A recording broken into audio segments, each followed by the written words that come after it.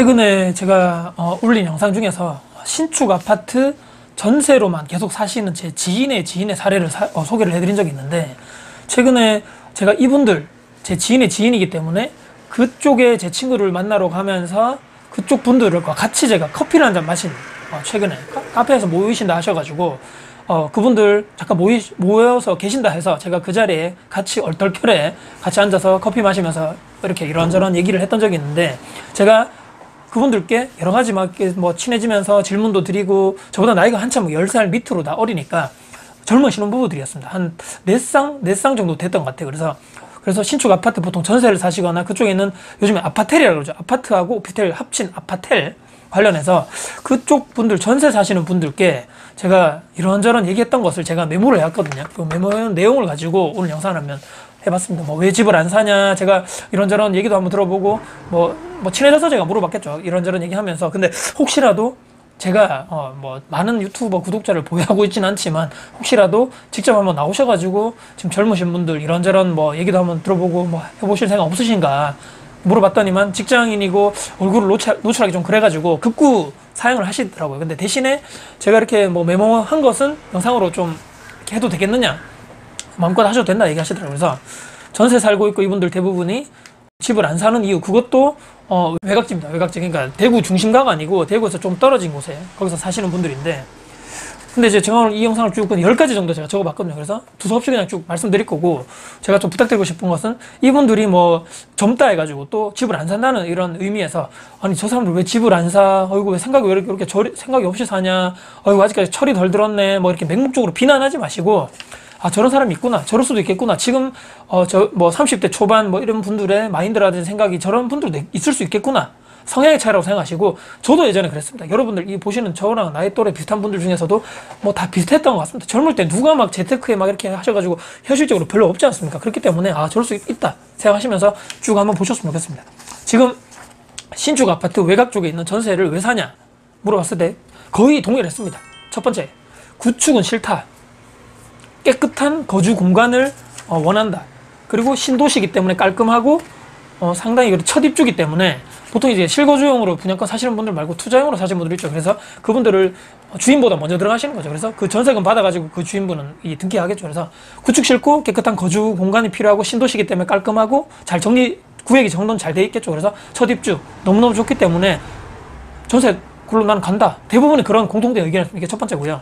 근데 이제 남편 직장이 외곽이다 보니까, 보통 이제 외벌이 하시는 분들 있죠. 남편 직장이 조금 멀어질 건데, 출퇴근 시간이 멀어져도 뭐 남편분들 괜찮으시냐 물어봤더니만, 물론 나는 아침에 조금 더 30분 더 일찍 일어나야 되고 퇴근도 막혀가지고 더 들어오는 시내에서 이렇게 들어오시는 분들 더 멀어지는데, 출퇴근 시간이 많이 걸려도 그래도 거주 환경성 측면에서 더 좋아진다.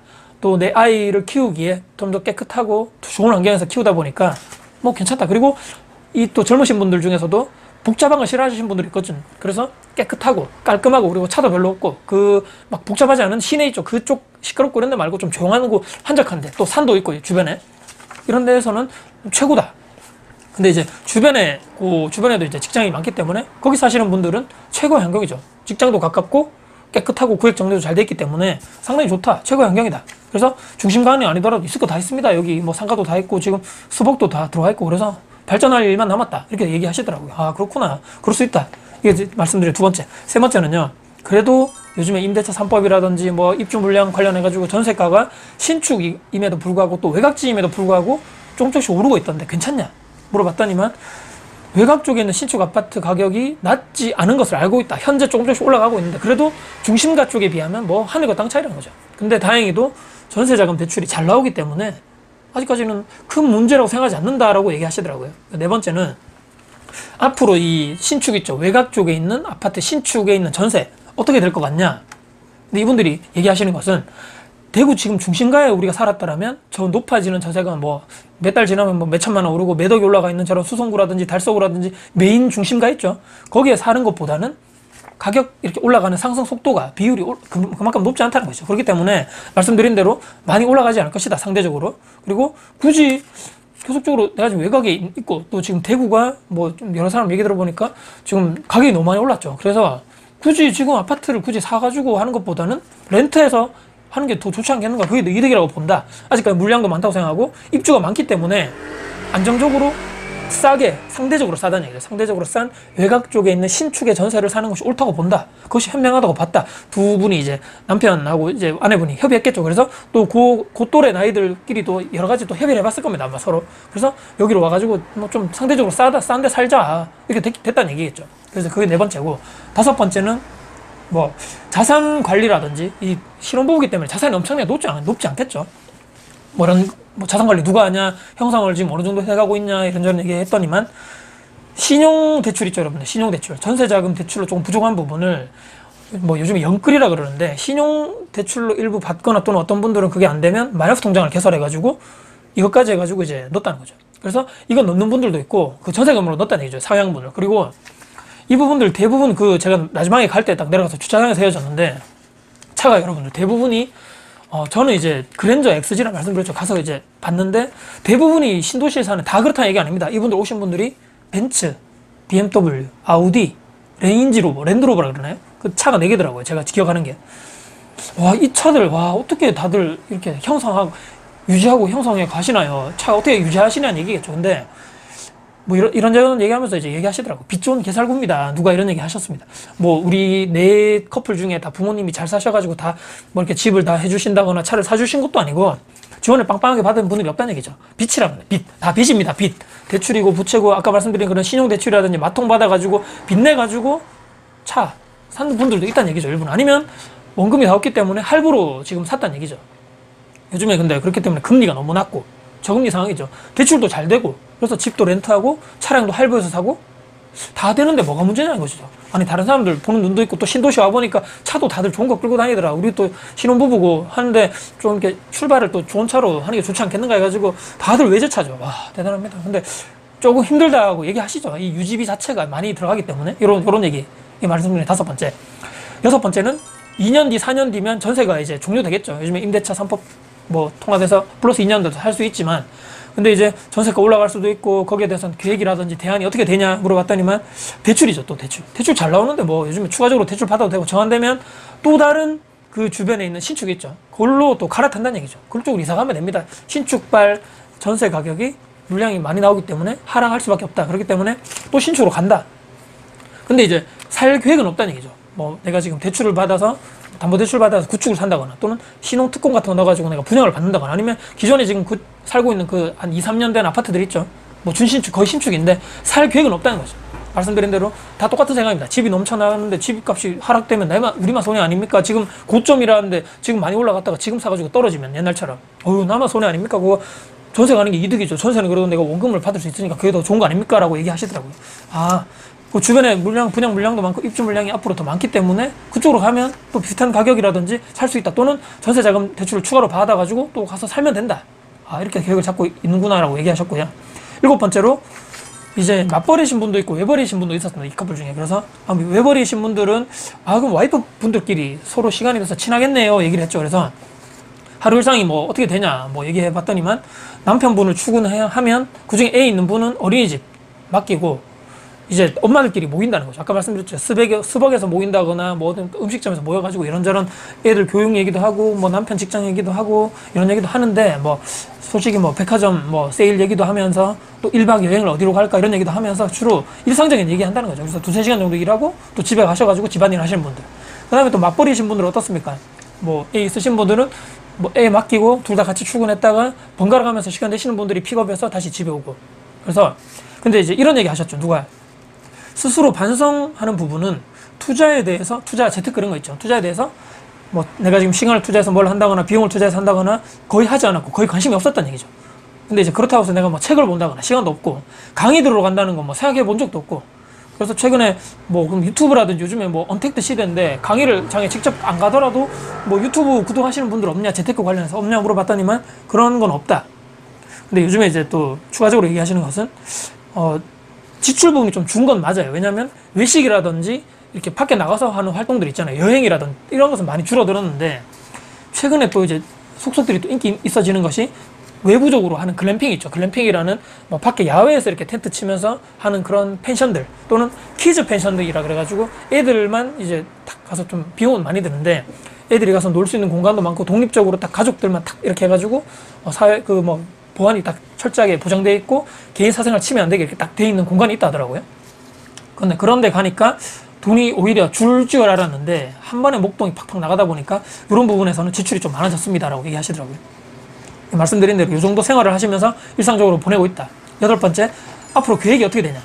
근데 이제 장기적으로 계획을 세우신 건 없다고 하고요. 내 집 마련에 대해서 어떤 분은 그 4분 중에 한두 분은 몇몇 곳에 지금 신혼 특공을 넣으려고 준비를 하고 있다. 넣었다는 것이 아니고 준비를 하고 있다. 좀 위치 좋은 데 있잖아요. 이런 말씀드린 외곽 지역이 아니고 조금 중심가 쪽이겠죠. 근데 대부분은 여력이 없다. 그냥 전세 사는 것만으로도 뭐 지금 이렇게 하는 것만으로도 지금 현실이 팍팍하다는 얘기죠. 겉으로는 누가 봤을 때 잘 살죠. 왜냐면 뭐 좋은 아파트 신축에 전세 살고 차도 좋은 거 외제차 끌고 다니는데 누가 봤을 때는 와, 저 사람들 좀 뭐 부모가 잘 사나 아니면 남편이 벌이가 좋나 얘기하지만 그것이 아니고 알맹이가 없다는 것이죠. 대부분이 빚이고 뭐 마이너스 통장이고 이자 갚기 바쁘고 원금 갚기 바쁘고 저축은 남의 이야기고 회사도 근데 남편 회사도 평생 직장이 아니다 보니까 많이 걱정도 된다고 하시는 것이 현실이었고요. 근데 혹시라도 또 집을 사게 되면 또 대출도 받아야 되고 대출 금리가 혹시라도 올라가면 내가 또 집 샀는데 아까 말씀드렸죠. 갑자기 집값이 떨어지면 망하는 거 아니냐. 월급 받아가지고 담보대출 뭐 20년 30년 담보대출 갚아가지고는 남는 게 별로 없을 거 아닙니까? 월급 받아가지고. 그러면 지금과 같은 이런 좀 여유로운 생활을 하지 못할 건데 거기에 대한 좀 두려움도 있다고 얘기하시고 또 일부 전문가들은 집값 떨어진다고 하니까 기다려라 지금 사면 안 된다 2, 3년 이후에 기다려라 그때 사라 떨어지면 사라고 하니까 지금 사면 안 되겠습니다 두렵습니다 지금은 아니라고 생각합니다 라고 하시는 분들이 대다수였습니다. 9번째는요. 근데 그렇지만 후회는 없다는 거죠. 큰 후회는 없습니다. 지금 사는 것도 좋고 아이를 이렇게 좋은 환경에서 잘 키우는 것도 좋고 공원도 있고 쾌적하고 지금 당장은 경제적으로 큰 문제가 없죠, 이분들이. 아니, 20, 30대 뭐 그런 나이기 때문에 직장 내에서도 지금 당장 내가 퇴직할 나이도 아니고, 경제적으로 문제 있을 나이도 아니고, 은퇴 퇴직이 당장 내가 지금 바로 코앞에 있을 그럴 뭐 현실적으로 피부에 와닿을 시기가 아니기 때문에 지금은 문제 없다. 잘 버티고 있다고 생각합니다. 지금은 잘 살아가고 있습니다. 지금 뭐 내가 뭐 어디 가서 뭐 돈을 가서 뭐 남에게 빌린다거나 싫은 소리 해야 된다거나 그런 것도 아니고 애를 잘 키우고 있고 남편 월급 받아가지고 생활 잘하고 있고 좋은 차 끌고 있고 좋은데 신축 아파트 깨끗한 데서 살고 있기 때문에 문제 없다고 생각합니다. 이렇게 얘기하셨습니다. 그리고 10번째 마지막으로 하고 싶은 말이 없냐? 최근 이제 뭐 유튜브라든지 요즘에 뭐 SNS 통해 가지고 재테크 투자 관련해서 조금씩 관심이 생기고 있다는 거죠.